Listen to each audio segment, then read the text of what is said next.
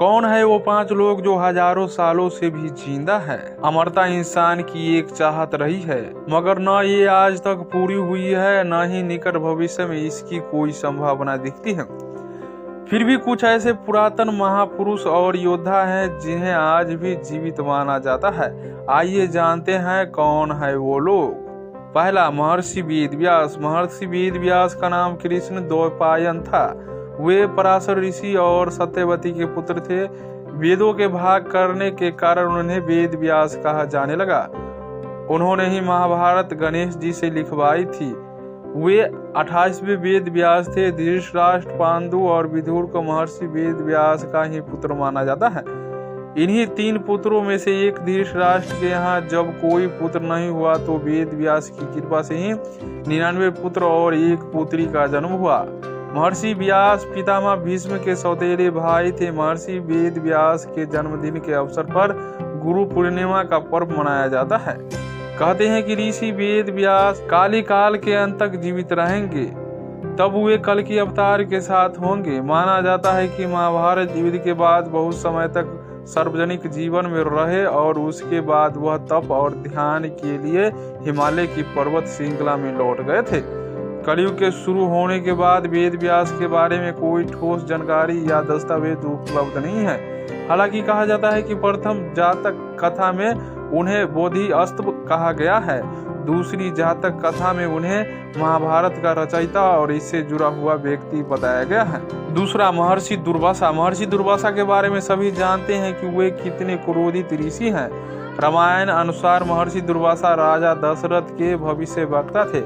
इन्होंने ही रघुवंश के लिए बहुत भविष्यवाणी भी की थी। दूसरी ओर महाभारत में महर्षि दुर्वासा कुंती को मंत्र देते हैं तो द्रौपदी की परीक्षा लेने के लिए अपने 10,000 शिष्यों के साथ उनकी कुटिया पहुंचते थे।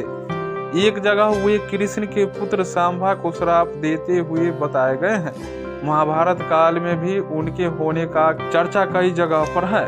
उन्हें भी चिरंजीवी होने का वरदान प्राप्त है। तीसरा, हनुमान जी।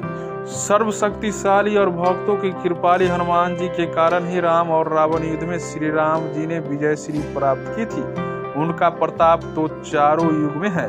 वे त्रेता युग में श्री राम के समय भी थे और द्वापर युग में श्री कृष्ण के समय में भी थे। बहुत कम लोग जानते होंगे कि महाभारत के युद्ध में श्री हनुमान जी के कारण ही पांडवों को विजय मिली थी। अर्जुन और श्री कृष्ण को उन्होंने उनकी रक्षा का वचन दिया था, तभी तो वे उनके रथ के ध्वज पर विराजमान हो गए थे। इससे पहले वे भीम का अभिमान को चूर कर देते हैं।